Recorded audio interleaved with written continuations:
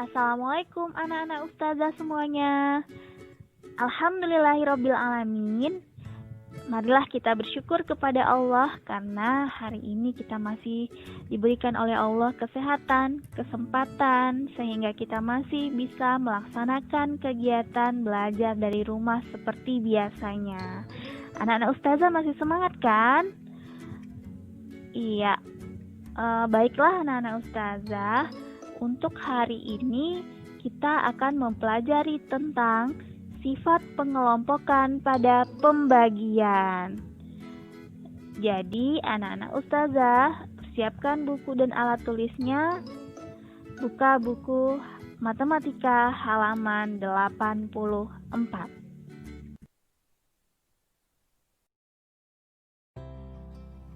Oke, buku matematikanya sudah dibuka, Nak. Kita lanjut ke tujuan pembelajaran kita hari ini, yaitu ustazah mengharapkan anak-anak ustazah dapat menentukan hasil operasi pembagian dengan menggunakan sifat penjumlahan. Sifat pengelompokan pada pembagian.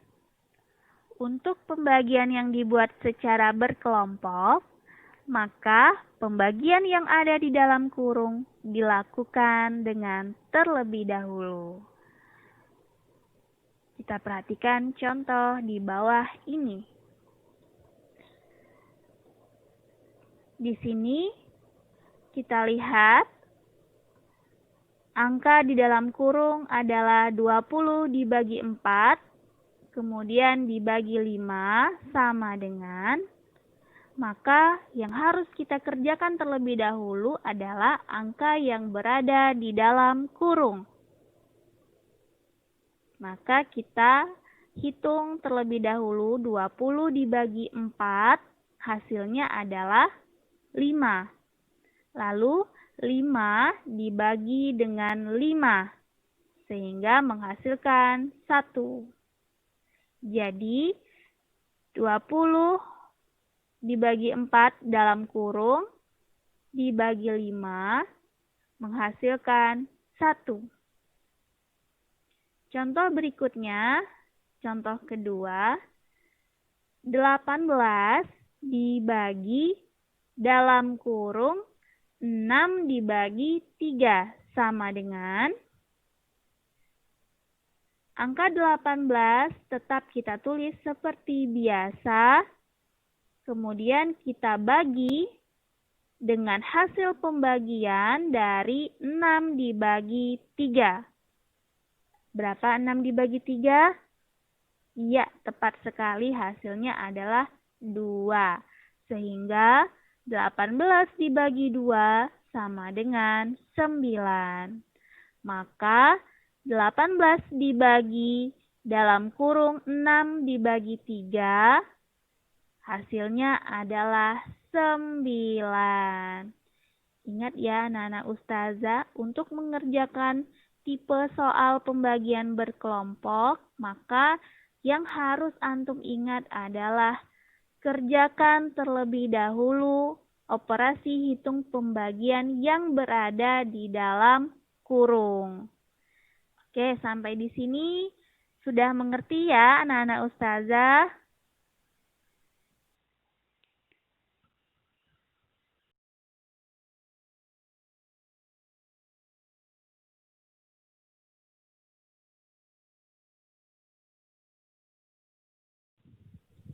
Nah, untuk lebih jelasnya, ustazah akan berikan contoh soal yang pertama.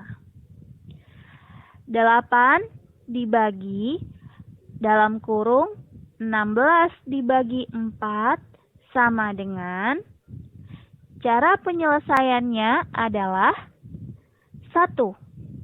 Angka yang tidak diberi tanda kurung, maka tetap ditulis sesuai angka pada soal.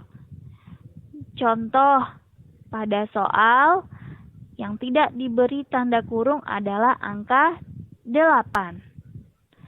Jadi angka 8 kita tulis seperti biasa.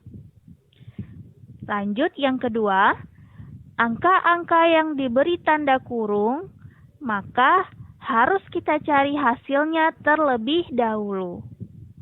Contoh, pada soal adalah hasil dari 16 bagi 4. Berapa 16 dibagi 4? Sama dengan 4. Nah, lanjut langkah ketiga, sehingga 8 dibagi dalam kurung 16 dibagi 4 sama dengan 8 dibagi 4. Dari mana 8 dibagi 4 didapatkan? Yaitu dari angka 8 yang tidak diberi kurung dibagi hasil dari 16 dibagi 4. Hasil dari 16 dibagi 4 adalah 4. Sehingga 8 dibagi 4 sama dengan 2.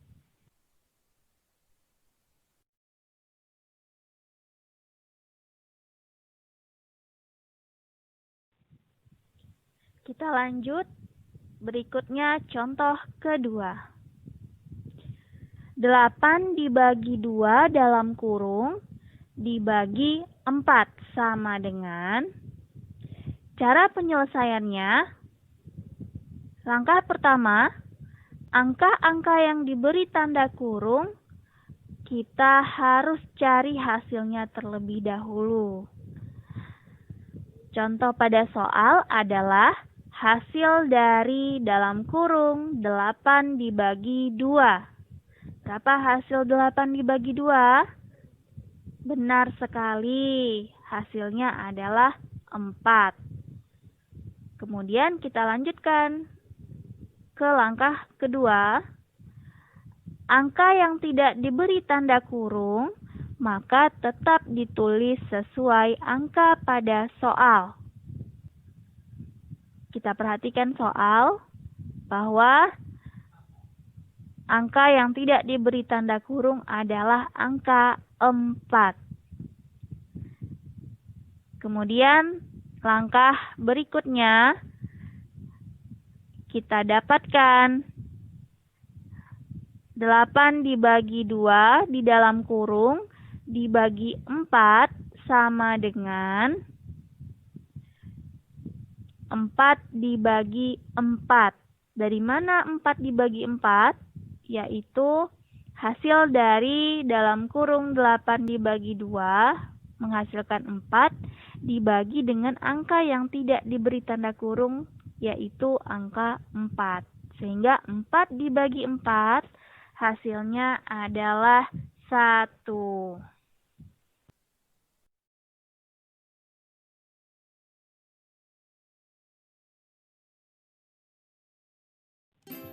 Demikianlah materi kita tentang sifat pengelompokan pada pembagian.